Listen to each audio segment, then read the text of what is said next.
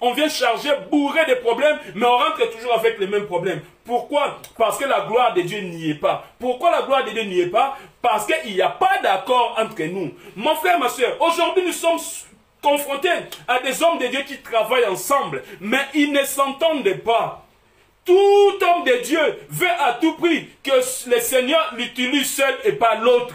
Oh mon frère, ma soeur, chacun a son époque. Si cette époque-là, l'Éternel avait décidé que je vais utiliser telle personne, vous autres hommes de Dieu, restez là scotchés, restez là pour soutenir la personne que Dieu a élevée. Reconnaissez sa grâce et soutenez-les. C'est alors que vous allez voir la gloire de Dieu. Mais dommage aujourd'hui, nous sommes en train de rejeter même la grâce que le Seigneur a fait venir dans nos milieux. Tout simplement parce que nous voulons que cela passe que par nous-mêmes et non par l'autre. C'est ainsi, mon frère, ma soeur, aussi longtemps que nous allons demeurer dans cette logique, rassurons-nous, nous n'allons pas voir la gloire de Dieu. Le peuple de Dieu viendra avec ses problèmes, il rentrera avec ses problèmes. Combien de gens aujourd'hui, ils travaillent dans des cultes, dans l'église, mais ces gens-là ne s'entendent pas. Ils sont bourrés de conflits. Ce sont des vrais ennemis. Mais ils sont là. Ils font semblant comme si tout allait bien. Mais quand le Seigneur les regarde, il voit le fin fond de leur cœur. Il sait que tel pasteur ne parle pas à l'autre pasteur.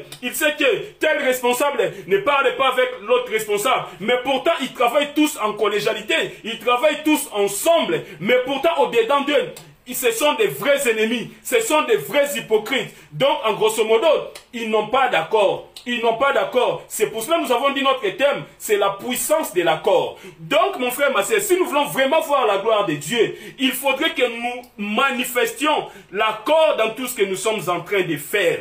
Mettons nos égos de côté. Mon frère, ma sœur, aujourd'hui, tu verras un serviteur de Dieu organiser des activités à gauche, mais un autre choisit le même jour, la même heure, pour organiser aussi des activités. Mais si tu regardes bien, c'était un moyen de combattre l'autre. Alors que ce soit lui tout comme l'autre, ils sont là tous en train d'élever le nom du Seigneur Jésus-Christ. Mon frère, soutenons-nous. Soutenons-nous. Le Seigneur, et pour le conclure, la Bible nous dit au livre de Matthieu, chapitre 12 à 25, un royaume divisé contre lui-même ne peut jamais résister. Mon frère, ma soeur, si vraiment tu as été appelé par le Seigneur, si tu as été appelé par le Seigneur et ton frère ou ta soeur a été aussi appelé par le Seigneur, pourquoi toutes ces discordes parmi vous? Pourquoi toutes ces mésententes parmi vous? Pourquoi vivre en ennemi? Mais vous oubliez l'essentiel. L'essentiel, c'est l'accord. Le Seigneur vous demande de travailler en harmonie avec sa parole, de travailler en accord avec sa parole. Si tu travaillais réellement en accord avec la parole de Dieu, mon frère,